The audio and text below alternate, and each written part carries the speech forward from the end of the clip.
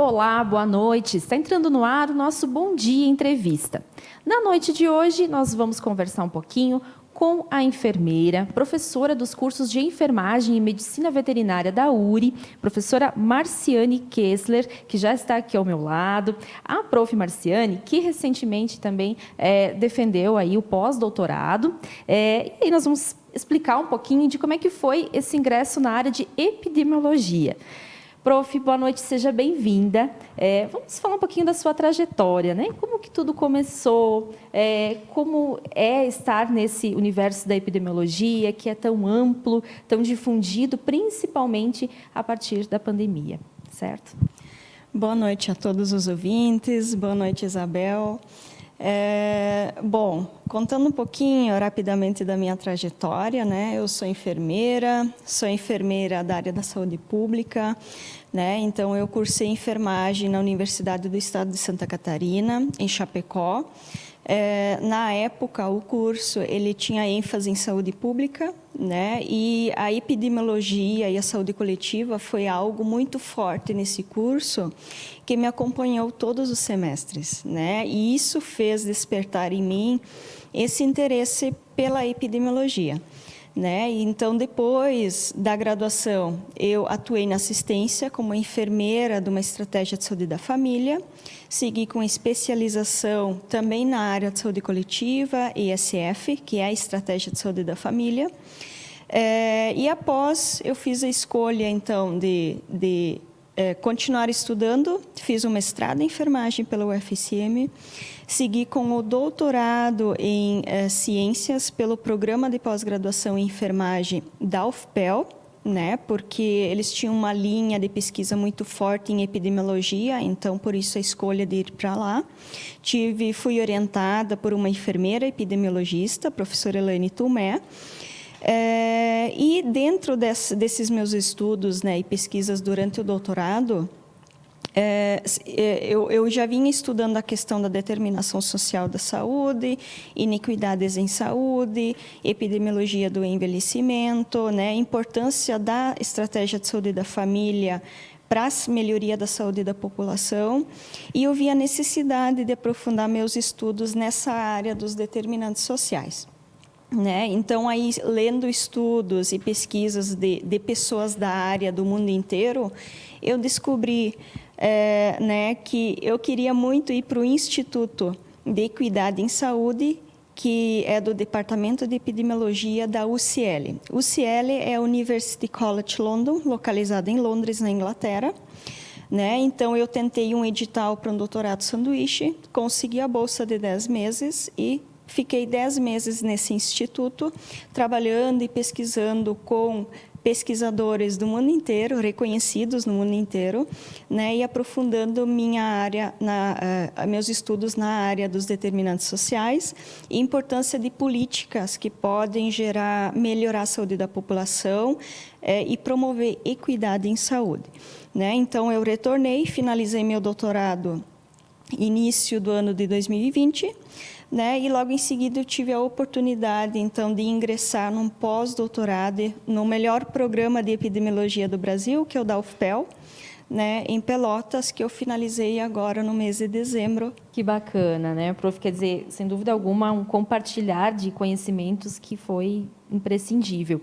E quando a gente fala, a prof mesmo comentou da saúde pública, né? Quer dizer, esse foco na saúde coletiva, como tem, de melhoria, de identificação de origem de doenças, que eu acho que é uma das essências da epidemiologia, isso tudo envolve muita pesquisa, muito conhecimento. E com a questão da pandemia, né, isso tudo começou a ser mais comentado e até mesmo questionado muito mais. Como é que você avalia esse cenário, tendo em vista tudo que a gente já enfrentou e ainda enfrenta, pois ainda estamos na pandemia, né?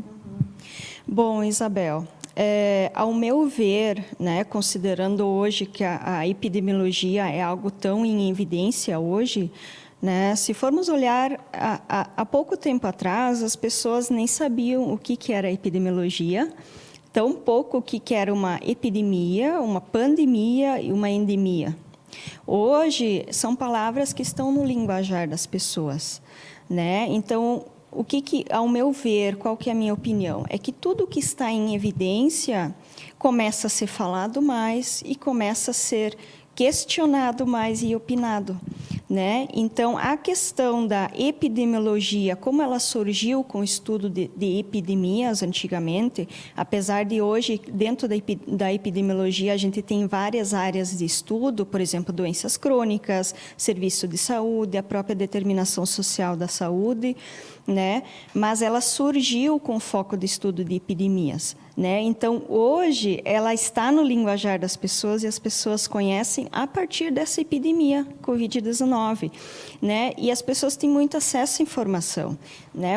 A rede social, Facebook, Instagram, mídia, jornais, televisão, rádio.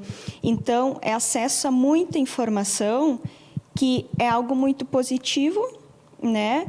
E as pessoas começam, é muito normal as pessoas começarem a questionar algo que está em evidência, né? Claro que uma coisa importante que a gente precisa destacar, é importante sempre que as pessoas busquem conhecer a veracidade das informações, né? Então, assim, eu não estou aqui propondo que as pessoas leem artigos científicos, né? Porque, às vezes, o linguajar ele é muito difícil até para nós que somos da área, né? Mas, quando se lê um texto ou escuta alguma opinião, né? Que as pessoas vão atrás da referência, da onde que aquela informação surgiu, né? Que as pessoas busquem a cientificidade das informações, né? Para daqui a pouco não divulgar ou acreditar em opiniões individuais, né? Que não sejam científicas, né? Então, isso é algo importante que eu acho que é importante lembrar. Sem dúvidas, a gente vive num contexto essencial de que muitas informações, como você mesmo disse, né, e aí acaba tendo alguns conflitos e muitas fake news também, então vale o alerta. E como prof, estar nesse universo todo e em sala de aula também, quer dizer, compartilhando com os alunos, né, trocando informações. No caso da Covid, é algo tão novo para todo mundo, quer dizer, as informações estão aí a todo momento surgindo novidades. Como que é para você essa experiência? Bom, Isabel, eu acho que não só para mim, mas para todos os profissionais da saúde, né, tem sido muito desafiante, né, porque eu, por exemplo, mesmo como pesquisadora e professora, eu não atuo só em sala de aula, né, eu acompanho os alunos na prática, né? E é lá na prática que a gente enfrenta os desafios. Então, nossos acadêmicos, eles acompanharam os desafios que os profissionais da saúde lá da assistência enfrentam, né? E tem sido muito desafiante, porque é todo dia informação nova. Então, o desafio de se manter atualizado e o desafio de, ao mesmo tempo, buscar se aquela informação é verídica ou não, né? Então, se há estudo científico, né, da onde que surgiu aquela informação, e assim, não é só informação sobre pandemia e formas de cuidado, né? A própria questão de vacinas, hoje, né, que com a campanha de vacinação, todo dia a gente recebe normas técnicas atualizadas do Ministério da Saúde com informações novas, então todo dia muda, né? E com isso, as pessoas também acabam tendo muitas dúvidas, né? O que ontem era norma, hoje já não é mais, hoje mudou, né? Então, a gente está em constante atualização. Então, ao meu ver, tem sido um grande desafio, né? Esse período da pandemia, né? E uma questão assim histórica, pelo menos da minha carreira profissional, eu nunca convivi com uma situação de pandemia, né? Então, a gente vive hoje uma crise sanitária. Apesar dos desafios, a gente tem aprendido muito, né? Eu acho que é um aprendizado que a nossa geração, algo que a gente nunca tenha vivenciado antes. Bom, Prof, quando você fala na questão da vacinação, de todas as medidas, os protocolos que foram tanto difundidos e ainda prosseguem, além disso, sobre as outras ações que envolvem o enfrentamento, digamos assim, da pandemia, né? Como é que você avalia o que está em andamento, o que já foi realizado também, né? Na sua opinião, e tendo em vista aí todas as pesquisas que são desenvolvidas e o seu envolvimento também nessa área? Bom, hoje olhando para o cenário atual, Isabel, o que a gente consegue perceber? Né? A gente tem tido uma redução significativa dos indicadores, né, tanto de infectados, como principalmente de casos graves, hospitalizados e óbitos. Né? E isso se deve à eficácia das vacinas. Né? Para te dar um exemplo aqui, procurando alguns dados, né, em março, final de março de 2021, ano passado, a gente teve no Brasil em torno de 3.800 óbitos. Em meados de fevereiro desse ano, a gente teve em torno de 470. Tá? Só no Rio Grande do Sul, olhando um pouco para o nosso estado, a gente teve em torno de 240 óbitos final de março do ano passado. Isso é óbito de um dia, tá? E meados de fevereiro, né, dia 13 de fevereiro desse ano, a gente teve 8 óbitos. Então, é uma redução significativa de óbitos. Isso mostra que os casos graves também reduziram muito, por isso que também muitas UTIs COVID acabaram fechando. E isso é resultado da eficácia da vacinação, né? Claro, Isabel, hoje a pandemia ela ainda não acabou, tá? A gente ainda tem uma população suscetível, né? Que são as crianças que precisam ser vacinadas. Ainda temos adultos que ainda não completaram o calendário vacinal, né, que é importante que se vacinem, porque o que acontece? Enquanto tivermos uma população que não está imune, né, a gente vai continuar tendo alta transmissibilidade desse vírus, principalmente nessa população, onde ele vai ter o poder de se modificar, se alterar e daqui a pouco termos até novas variantes, né? A gente não sabe. Então, é necessário que essa população se vacine. Temos hoje muitos comentários, inclusive em redes sociais, a própria mídia, né, que crianças têm morrido e adoecido menos em função da Covid do que os adultos, né? Então, por que eu vou vacinar meu filho? Primeira questão as vacinas são comprovadas, né? A gente tem, hoje, o Programa Nacional de Imunização do Brasil, ele é referência mundial. Então, nesse programa, entram vacinas no calendário vacinal que já são comprovadas, né, que tem estudos clínicos que já passaram por todos os testes e tem eficácia e segurança comprovada.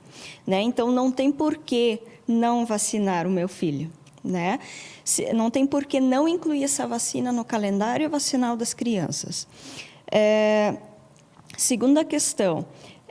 É verdadeiro, né? As crianças realmente elas têm adoecido menos e têm menores taxas de mortalidade em comparação a adultos e idosos, né? Mas não é essa avaliação que a gente deve fazer, né? A gente jamais pode comparar um indicador em populações tão diferentes. Né? O idoso é uma pessoa que está exposta a mais riscos, né? É uma população diferente em relação à população criança. Né? Então, a gente não pode comparar uma criança com um adulto e com um idoso. O que a gente precisa fazer?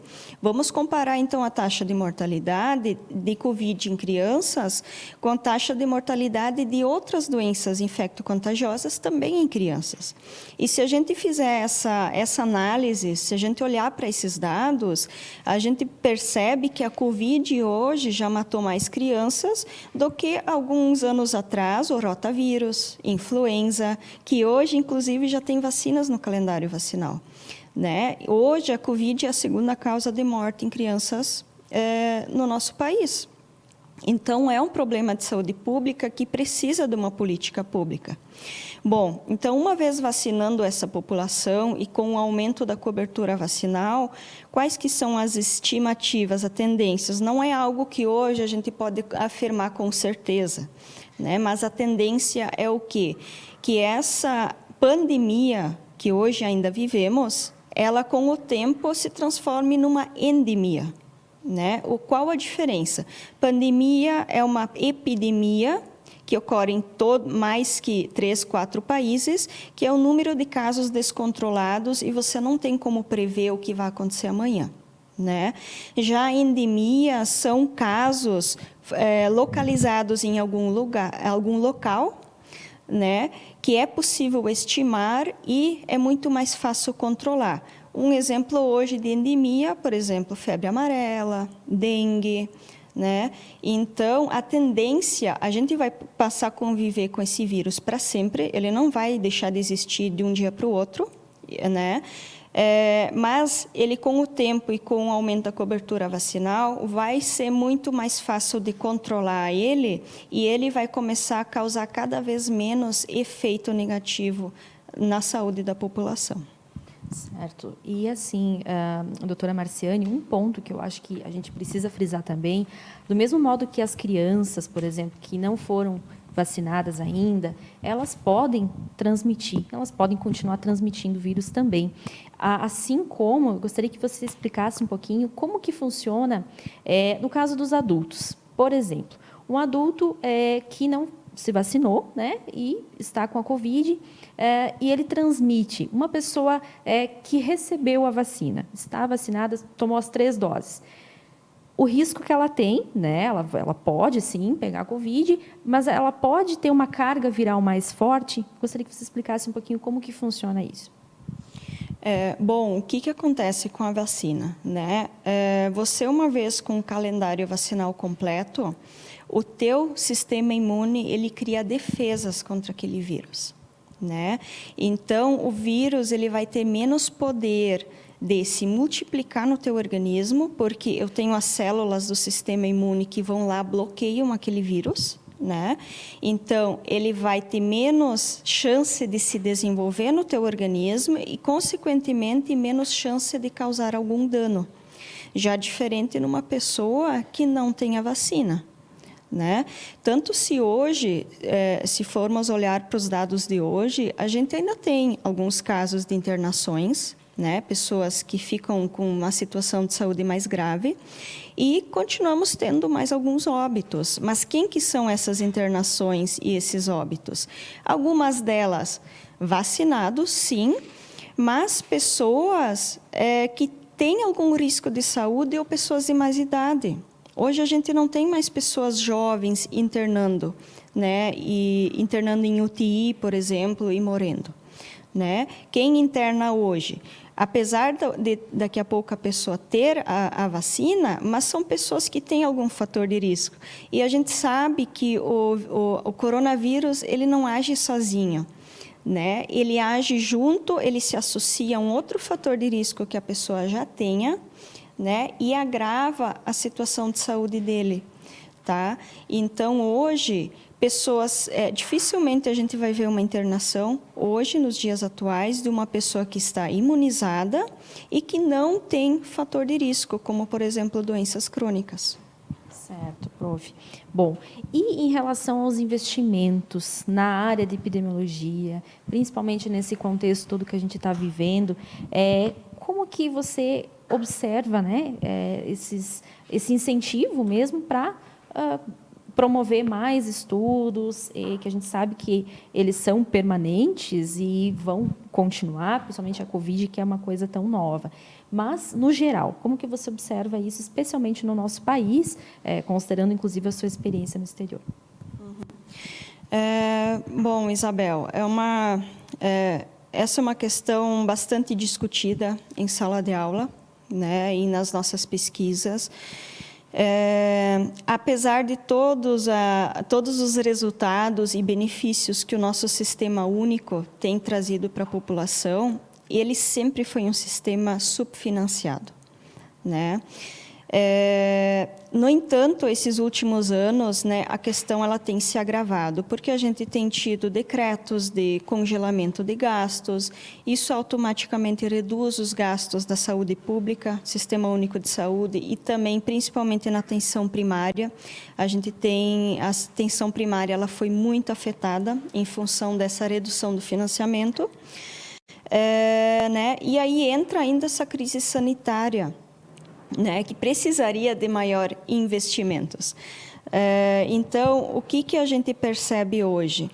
Né? A pandemia ela veio para dar visibilidade ao SUS. Né? Chegou para dar visibilidade à atenção primária à saúde, que antes era tão pouco valorizada. Por quê? Porque é o SUS que realizava a vigilância, né? Que era o acompanhamento de casos suspeitos, era no SUS que esses casos eram tratados, né? É o SUS que estudava as medidas de tratamento, né? De intervenção, de reabilitação de pessoas com sequelas, é o SUS, é a atenção primária que hoje fornece a vacina, né? Então, a pandemia ela chegou para dar muito mais visibilidade a esse nosso sistema de saúde, né? E a gente ainda tem muito, eu acho que muito ainda, além dessa questão financeira que precisa, né? A gente precisa de mais investimento para tornar a APS, que é a atenção primária, uma APS forte, a gente precisa também da sensibilização dos gestores municipais. Né? A gente precisa de um aumento de cobertura da estratégia de saúde da família. Né? A gente tem tido, ao longo desses últimos 30 anos, estudos nacionais e internacionais que têm comprovado o quanto que a ESF consegue melhorar a situação de saúde da população. Por quê? Porque é ela que está lá no território, é ela que está próxima às pessoas, fazendo o acompanhamento, monitoramento por meio do agente comunitário de saúde, né? É ela que conhece a população e faz todo esse acompanhamento para prevenção de doenças. Já ao contrário dos outros níveis de atenção, que geralmente trabalham já com o indivíduo doente, né?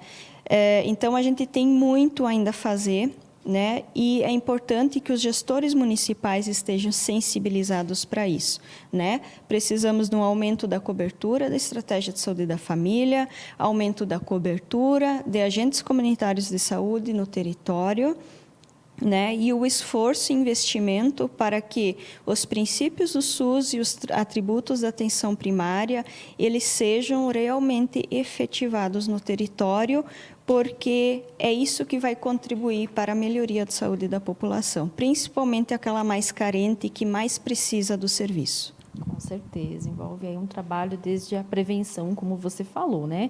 E muitos são os desafios que a gente vislumbra, e não só nessa área, em todas, quando a gente fala em saúde.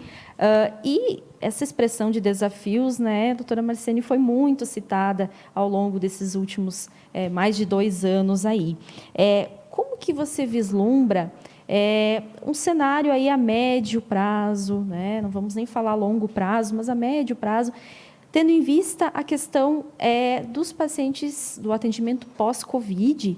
Afinal de contas, muitas pessoas ficaram com algumas sequelas, alguns outros problemas que precisam ser acompanhados, certo? Muito bem, Isabel.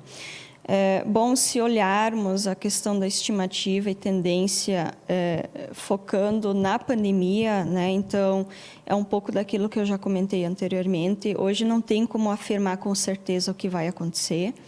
A estimativa é que, se houver aumento da cobertura, a tendência é a gente conseguir controlar cada vez mais a pandemia e ela se tornar, se passar de pandêmica para endêmica com o passar do tempo, né? Mas aí a gente precisa seguir com uma vigilância em saúde atuante e forte para acompanhando esses casos positivados, hospitalizações e óbitos, né? E em relação às sequelas, né?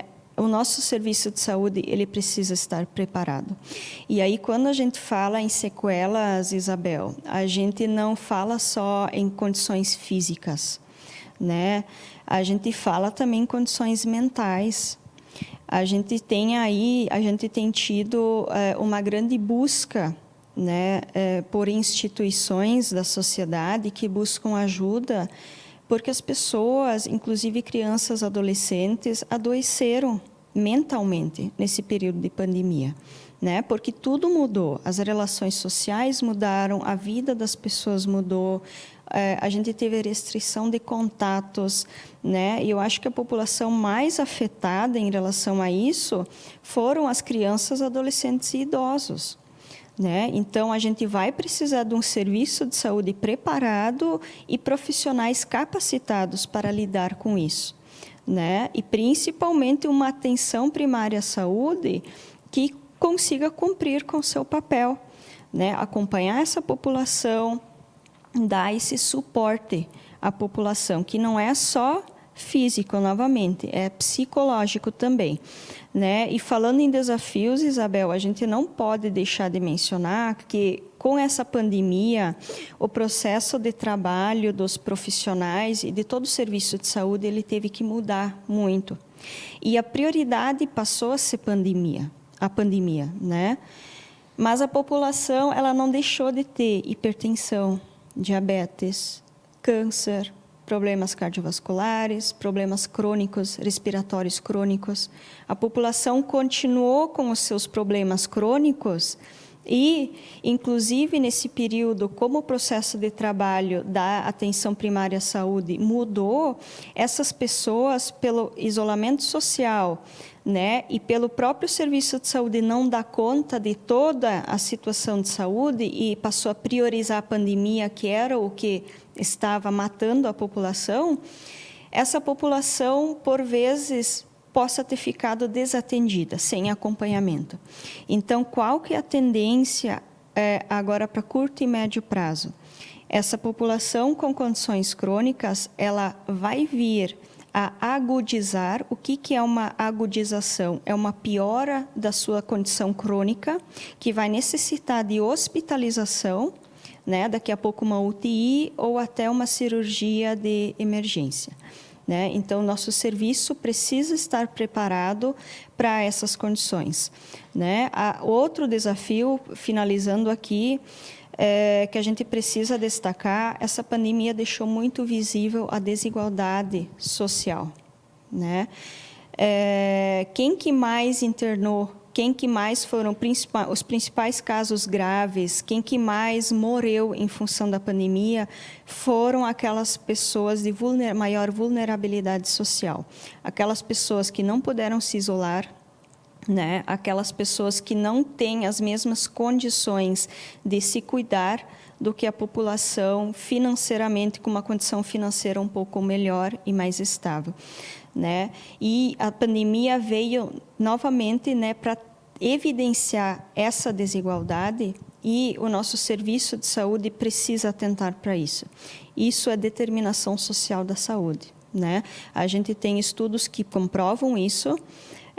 Inclusive, eu quero destacar aqui que um estudo meu realizado, agora de um trabalho de conclusão de curso de uma aluna, ainda não publicado, mas um trabalho muito interessante que a gente realizou aqui na região, e a gente evidenciou na nossa pesquisa, nos nossos dados, evidenciaram que pessoas negras, pardas, indígenas tiveram muito mais risco de morrerem comparado a pessoas brancas, e pessoas de menor escolaridade tiveram muito mais risco de vir a óbito do que pessoas com uma alta escolaridade.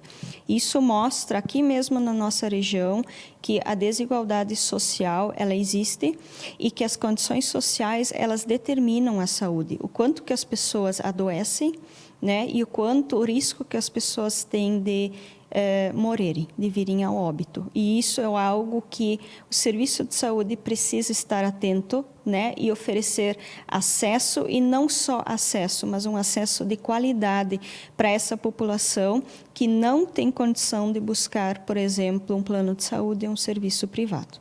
Exato, discussões permanentes para melhorar cada vez mais a gestão e a prestação de serviços, né? Com doutora? certeza. Bom, para a gente encerrar, doutora Marciane, a gente sabe que é um assunto que envolveria horas aqui de conversa, porque afinal de contas é amplo e merece um destaque, merece uma atenção. Mas gostaria que você deixasse um último recado, digamos assim, a toda a população, a todas as pessoas que estão nos acompanhando, inclusive fora da nossa região, em relação a isso, a questão dos cuidados, da responsabilidade que cada um de nós tem, né, afinal de contas, nessa luta contra a pandemia, para que a gente consiga lidar. Eu sei que está todo mundo bem cansado, digamos assim, inclusive de medidas, a questão da máscara, mas é importante ainda, a gente sabe isso, e essencialmente a vacina. Quer dizer, uma última mensagem, então, à população. Bom, então, a mensagem que eu quero deixar para todos aqui é que a responsabilidade da gente conseguir reduzir essa pandemia, né, e controlar a pandemia, ela é de todos, né? Ela não é do secretário municipal de saúde, ela não é do prefeito, ela não é das pessoas, dos profissionais que estão lá na linha de frente. Ela é de todo mundo, né? Então, todos nós somos responsáveis. E a gente teve quase um colapso do serviço de saúde no ano passado, no período de pico, né?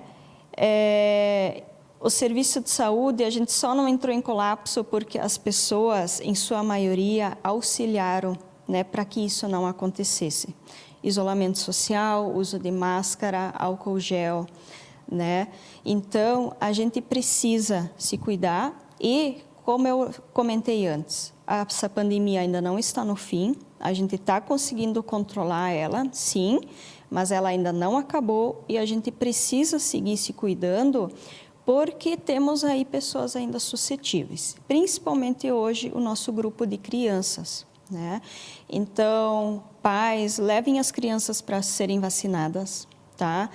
As vacinas hoje que temos disponíveis são vacinas testadas, tá? Então, ninguém está querendo fazer teste de vacina em crianças. Essas vacinas já foram testadas, a segurança e eficácia, ela já foi comprovada, né? E a gente só vai conseguir controlar essa pandemia e realmente voltar à nossa rotina o dia que toda a população estiver imune. Enquanto isso não acontecer, Isabel, a gente vai continuar tendo casos graves, né? A gente vai continuar tendo uma alta transmissibilidade e a gente vai continuar tendo novas variantes, né? Então, essa é a mensagem que eu gostaria de deixar. Com certeza. Doutora Marciane, gostaria de agradecer novamente a sua participação aqui no Bom Dia e até uma próxima oportunidade. Muito obrigada pela oportunidade, Isabel, e uma boa noite a todos. Agradeço também a sua companhia. Você pode rever esse e outros programas aqui na página do Jornal ITV Bom Dia. Tenham todos uma ótima noite.